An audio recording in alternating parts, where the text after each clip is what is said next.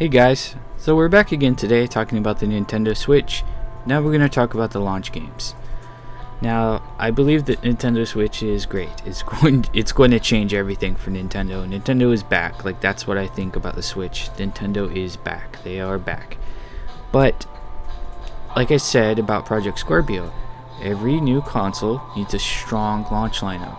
Nintendo President Tatsumi Kimishima said that the Nintendo Switch would launch with a full software library and continue with a steady feed of new games throughout its life cycle. Now, the games that we're getting at launch when the Switch launches on March 3rd, 2017 they could be much better. And I can't say that they could be better inside of the quality, but it could be better in the quantity. We are getting 11 Nintendo Switch launch games. 5 of those games are Japanese. Now, the great thing about that is the Nintendo Switch is not region locked. So we don't have to worry. We can play Japanese games on our American Nintendo Switch, which is amazing in itself. Like, that is incredible. So let's go over the Nintendo Switch launch titles, which will be available when the system launches on March 3rd. So number 1, we have 1-2 Switch. This is going to be, I think, the most popular Switch game available because it uses the new Joy-Cons, which accelerometers, motion tracking, all that good stuff. Rumble HD tech. It's a game that you can play, that anyone can play, and it has all these little fun mini games. Like, they had a mini game for like milking a cow. They had a mini game for like shaving. It was crazy. Sword fighting, table tennis. It's basically Wii Sports, but not. It's much more dynamic than Wii Sports, much more involved. So the Joy-Cons, the slot-on detachable controllers, those things are like little mini Wiimotes. So in the number 2 spot, we have Dragon Quest Heroes 1 and 2. That looks good. I think that's going to be probably, like the core Nintendo fans, I think that's going to be their second game that they buy after Zelda Breath of the Wild. That's going to be the preeminent, dominant, like, that thing is, Zelda is going to be huge. That's going to be the game that everyone buys a Switch to play. Just like I bought a Wii U to play that game back in February 2015. I bought a Wii U to play Zelda Breath of the Wild, and it was delayed. So that's going to be huge, and I think Zelda Breath of the Wild is going to carry Nintendo for at least 2 or 3 months. It's going to be massive. So number 4, we have Just Dance 2017. I'm not too interested in this, but I think this is going to be huge too because of the Joy-Cons. You'll be able to use the Joy-Cons and it'll track your dancing and do all kinds of awesome stuff. It's going to be big. I have a strong feeling that that's going to be a big one too. Then we have Snipper Clips Cut It Out Together. There's another game that uses the Joy-Cons. I haven't really seen much of it, but it's this goofy, like, it's like a bunch of little, it's not a bunch of little mini games, but it's like this weird, you get to cut these little guys out and stuff. It's really funny looking. I think it'll be fun, and I think that's what the Switch is all about. Then we got Super Bomberman R, which is a game that has up to 4 players, and you could use it in tabletop mode, have 4 players in tabletop mode or TV mode, which is always nice. Local co-op is going to be the Nintendo Switch's saving grace. Then we have the Japanese games. Nobunaga's Ambition, Sphere of Influence. And now I have to attest, I didn't really pay much attention to that one because it's a Japanese game, and I'm not too big. Now, the Nobunaga's Ambition, those were huge, like, NES games in Japan. There was a bunch of those in Japan. Then we have Puyo Puyo Tetris, which looks fun. Romance of the 13 Kingdoms. Again, I didn't really see much of this one. Spelunker, that is a like a remake of the old NES classic Spelunker. Disgaea 5 Complete. That's going to be another big one. Now, I think people are going to buy Disgaea and have that imported. Well, not really imported, probably just be able to buy it on the eShop since there's no region locking anymore. So, out of all these games, that's 11 games. I think I am interested in 1, 2, 3, and 4. I'm interested in Zelda, of course. 1-2 Switch looks cool. I want that. Dragon Quest Heroes 1 and 2, and Disgaea. And that's me. Now, other people might look at this list and say, ooh, I want all of those. Or they might just say, ooh, I just want Zelda. I don't want any of those games. Terrible lineup. But the key point of this entire video is that the Nintendo Switch is all about fun. And it's all about like this new spirit for Nintendo. And a lot of that spirit has to do with the variety. The Nintendo Switch is appealing to every single human being on this planet that plays video games. The Nintendo Switch is the culmination of everything Nintendo has ever done, has led up to this point. Now, I have a strong feeling that this was, Satoru Iwata's swan song. This is, and it's sad that he didn't get to see it fully manifested. So when I saw the Switch, I didn't get emotional, but I could almost feel Iwata's ghost, like just looking down. And it was a powerful thing, and I think a lot of people felt that too. So these games are about fun. And when I look at this list, when I look at the video, when I look at the footage of these games, I see fun. I genuinely see fun, and I think that that's what it's all about. It's not about shooters, it's not about quantity. I think it's about quality. I think it's about offering the launch, any console's launch lineup is about variety. But another important thing to remember, the PlayStation 4 and Xbox One did not have a strong launch lineup either. They both had very weak launch lineups. They could have been so much better. They didn't fully realize to launch their games and the power of the system until like a year or two after it was released. So you have to remember that every console starts somewhere, and wherever it starts with a certain selection of games. And those games aren't always good, but usually they are handpicked to show off variety and to exhibit key features of that console. All of these games show off key features of the console, especially the ones that are heavily based on the Joy-Cons. So when you look at these games and you see 11 games, and I can see the argument, oh, Nintendo Switch looks terrible, the games are just garbage, the garbage, $2.99 is way too much for a system that only has this many games. Well, every console has to start somewhere, and I understand if you look at this launch lineup and you're not impressed, because most people, I think, will see Zelda and they see all the other games kind of as gimmicky and not really interesting. But the Nintendo Switch is all about trying new things. It's about a system that pushes the forefront. It pushes everything, and it unifies so many of the classic sentiments that we're already used to. Mobile gaming, handheld gaming, console gaming. All of these things are unified together. It's a very unique system.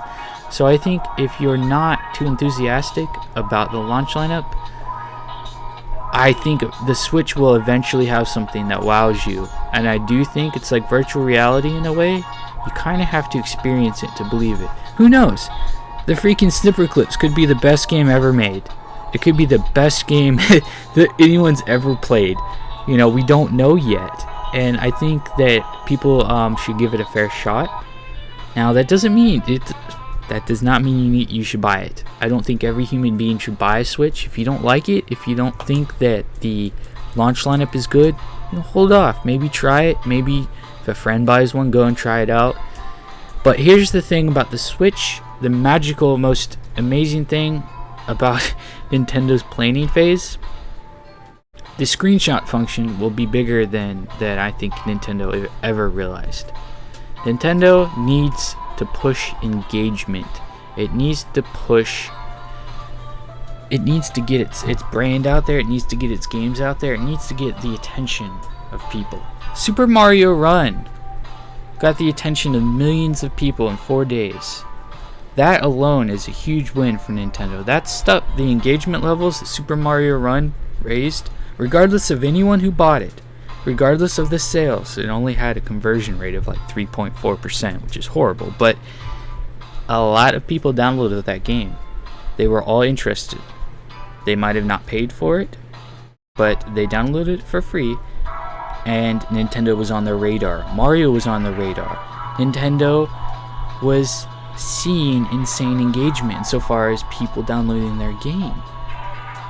Now, when Zelda Breath of the Wild comes out March 3rd, Twitter, Facebook, and every other social media stream that Nintendo hooks up with the Switch will be absolutely flooded with link screenshots. Oh my god, I can't believe I could do this in Zelda Breath of the Wild. Oh, look what I just did. This is insane. This game is epic.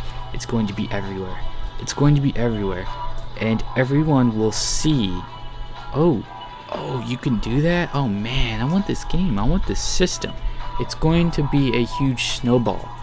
The social media effect will take hold. And I think people will be even more interested than they already are about the Switch. And I think it'll win people over. That is an amazingly great effort on Nintendo's part. And I think is a very smart thing to do. I'm sad that the video won't be available at launch. I love taking screenshots of the video of my games. I had like 50 gigabytes of video footage, video and screenshots on my PS4. You know, I'd taken hundreds of screenshots in Watch Dogs 2. I'd taken hundreds of screenshots in Skyrim Special Edition. I love taking screenshots. So screenshots is great on the Switch. I love that, and I love there's a dedicated button for it. But that's something else that we're going to see, and I think regardless of the launch lineup, regardless of the paid subscription service, Nintendo is going to see insane engagement levels like they've never seen before, and it's going to be massive. Because it's very difficult to share screenshots and footage on current Nintendo systems. Now we'll be able to share it instantly to everyone, to millions of people across the globe. It will be free press for Nintendo every single time everyone shares a screenshot. And that will tie into the launch games, because someone might find something amazing about one of these games, share it online, and another person might be like, oh, I didn't know you could do that in this game, or oh, that looks so amazing, and they'll go out and buy it. And it's gonna snowball. It's gonna be a huge snowball. So I think this launch lineup could be better. 11 games, that's not too much. 5 of them are in Japan. That could be better. I would like more games. I would like a more varied offering. But like I said, remember, all consoles have to start somewhere. No console really feels complete. Not any of the modern consoles.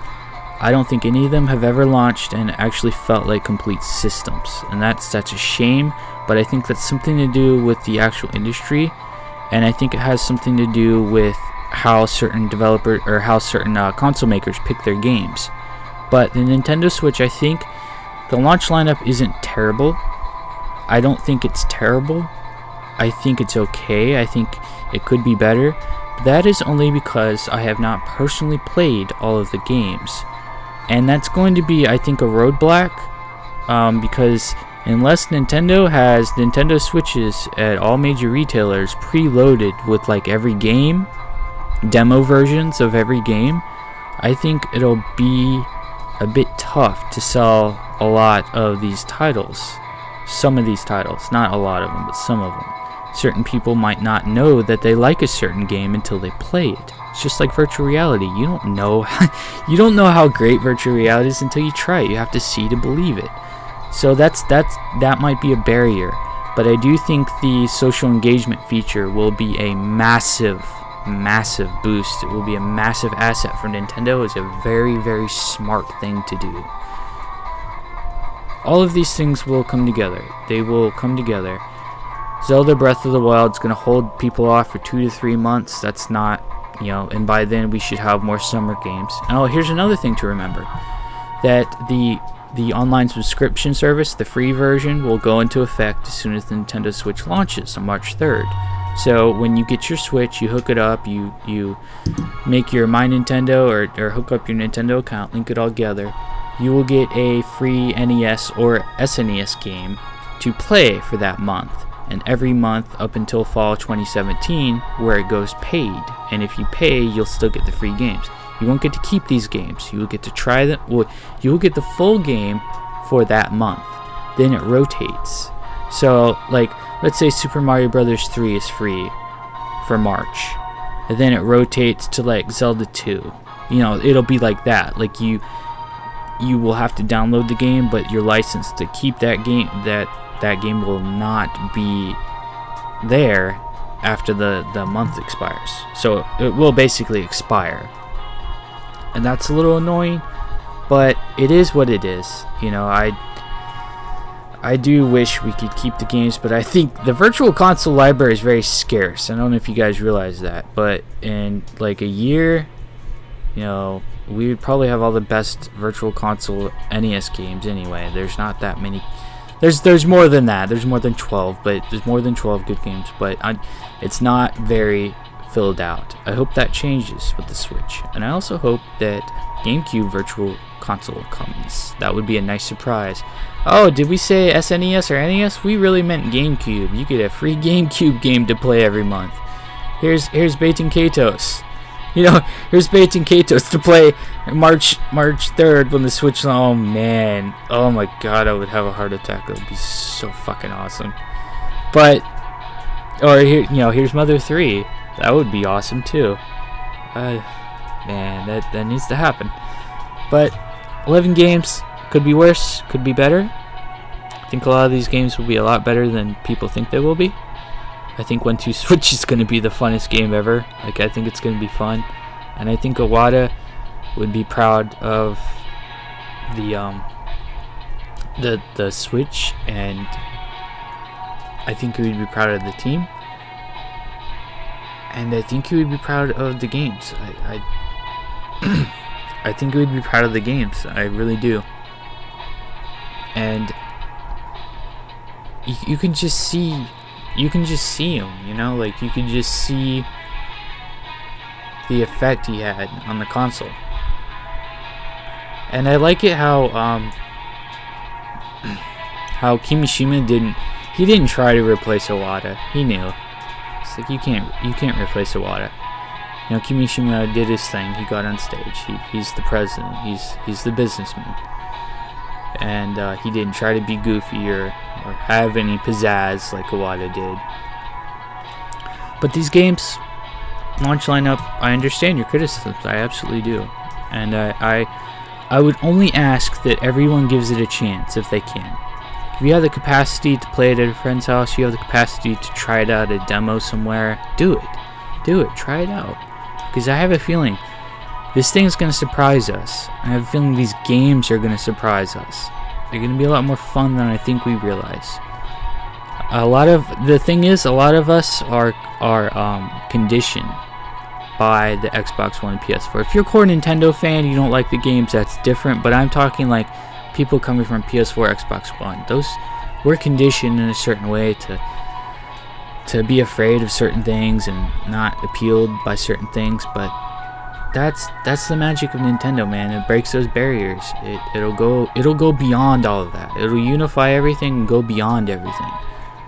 And I think you should try to be a little bit more open to it. But I understand if you're not interested in it. That's absolutely fine.